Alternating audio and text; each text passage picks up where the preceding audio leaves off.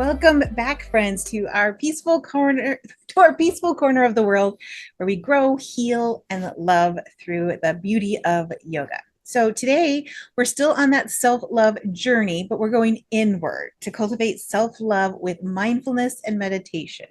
Now, to anybody who just cringed at the word meditation, I promise I'm going to make it as accessible as I can, but I want us to help create a space where we can be gentle with ourselves, where we can be non-judgmental and accepting so that we can bring mindfulness and meditation into our life because they have such fantastic benefits. So that's what our focus is today. Find a comfortable seat. Let's get started. Mindfulness is the essence of engaging fully with the present moment, which I get can feel really tough when the present moment just seems to bombard us all the time from every direction. So if you struggle to sit still and meditate or to find the space to do mindfulness, I'm going to give you today some of my favorite suggestions for bringing mindfulness and meditation into your day. The biggest and most important one, make it simple. Quit trying to complicate this. So slow down and enjoy your coffee in the morning. Put on some calming music while you fold clothes or take a walk. Mindfulness and meditation don't require total stillness.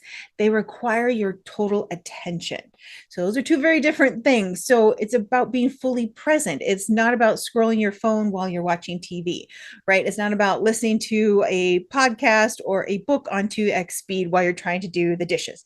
It's being fully present in your daily activities. Use that as the bridge to make it easier to maybe sit in stillness and meditate if that's your goal. That doesn't have to be your goal, just because we have this idea that meditation and mindfulness require us to sit cross-legged on a mat, burning the incense with the little bells going off, whatever it is to be meditation and mindfulness. No, but being fully present then can make us slow down enough so that if we want to and make mindfulness more of a sit and stillness practice, that's what it's going to be.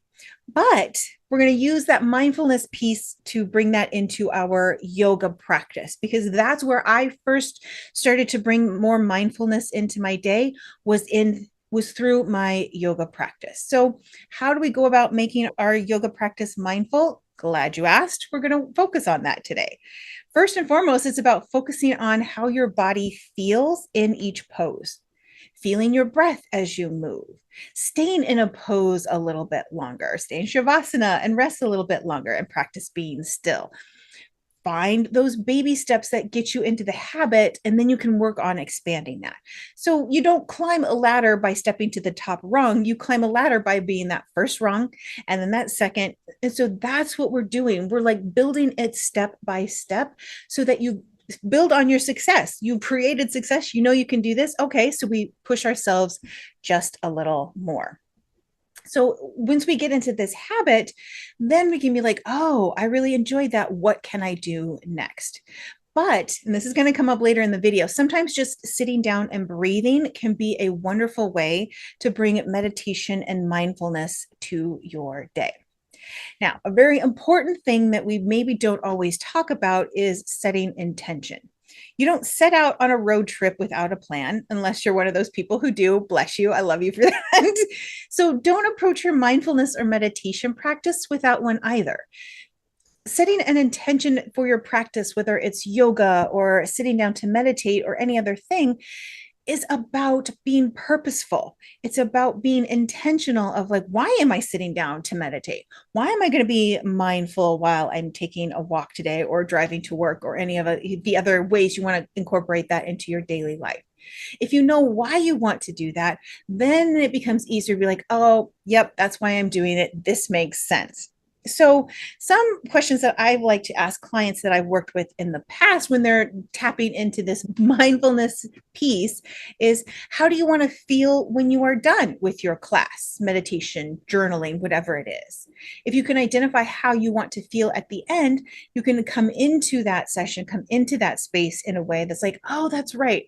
I wanted to feel relaxed. Okay, so what do I need to do in my practice to feel relaxed? I want to feel joyful. I want to feel uplifted, excited. Okay, is there music that I want to play? Is there something I want to do? How do you want to feel when you're done? This next question is a tough one because I think some people feel like they don't know how to answer it correctly, quote unquote.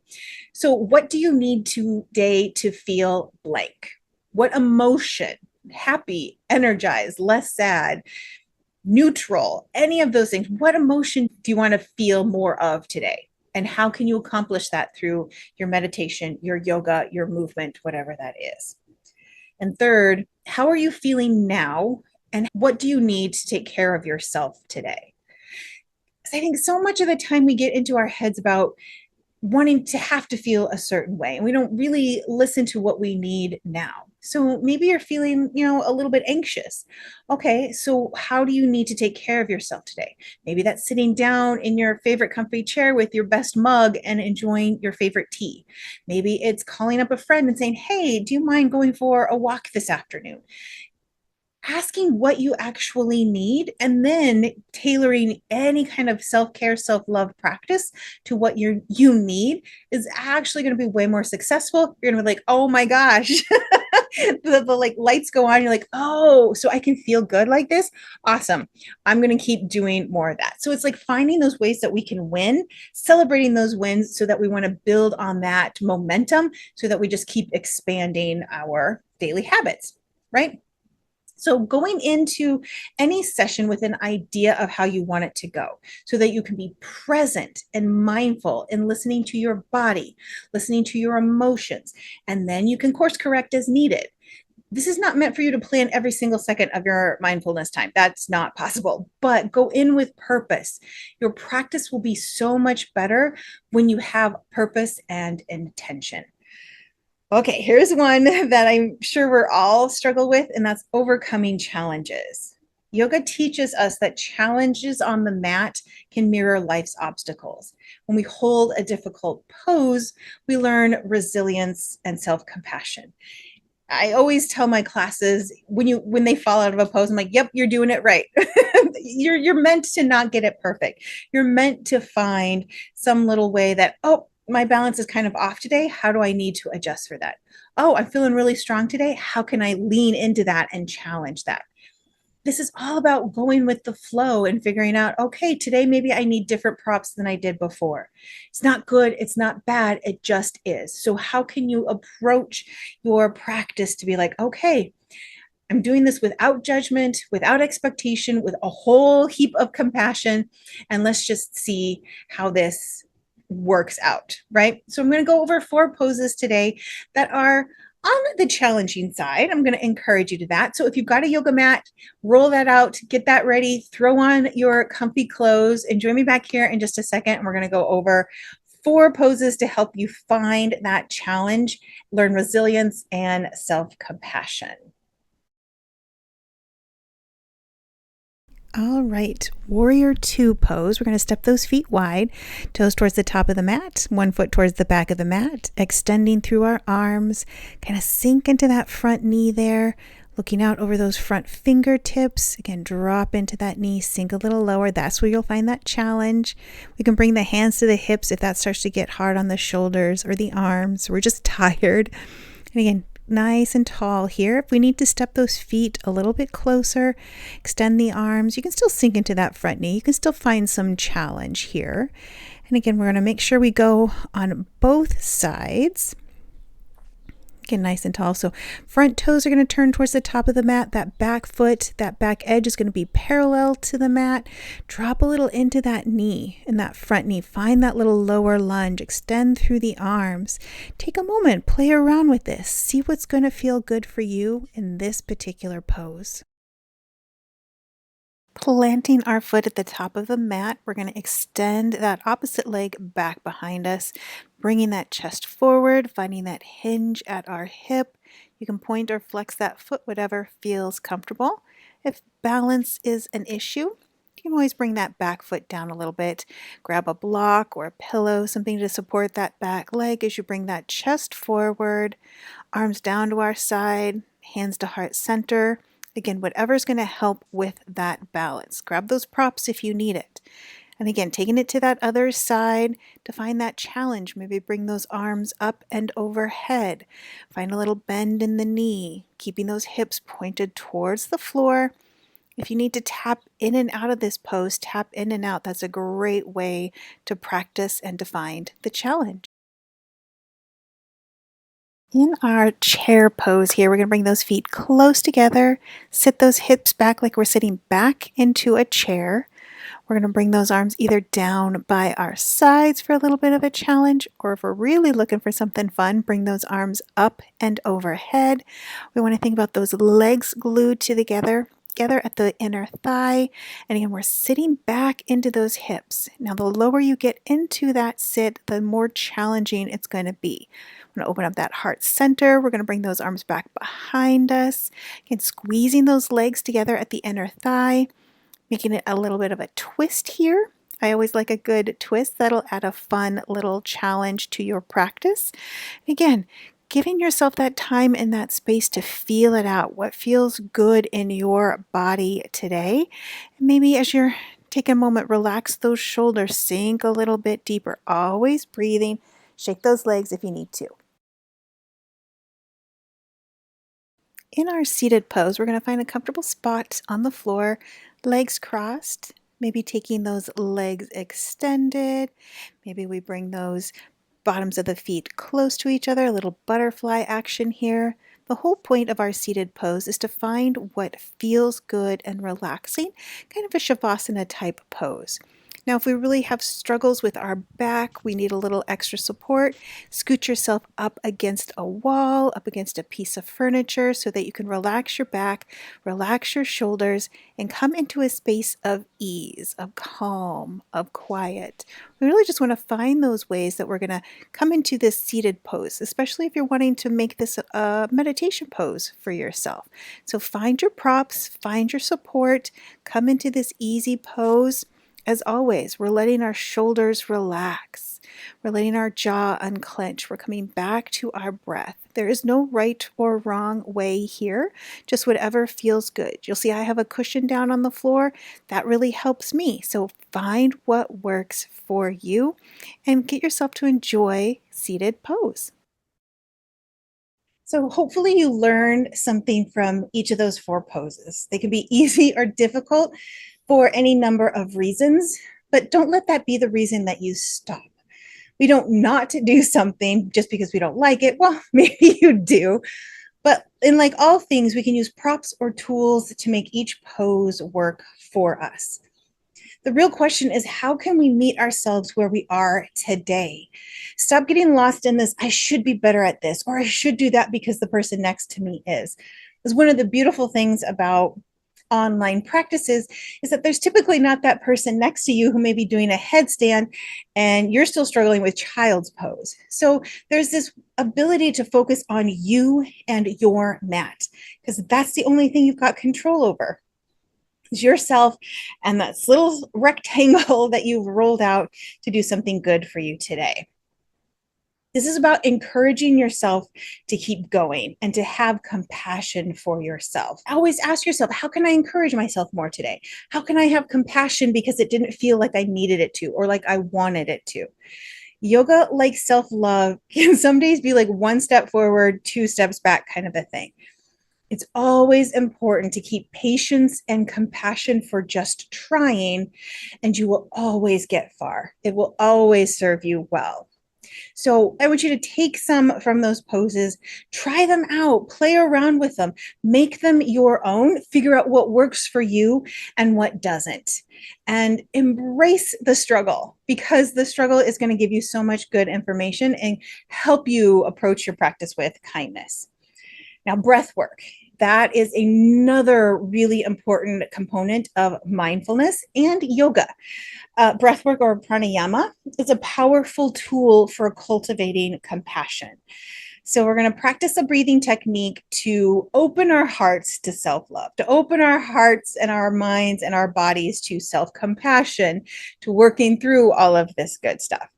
So my go-to breathing technique that brings me back to center, that grounds me, that kind of calms my nervous system down is what we call equal ratio breathing. You may have heard it called box breathing.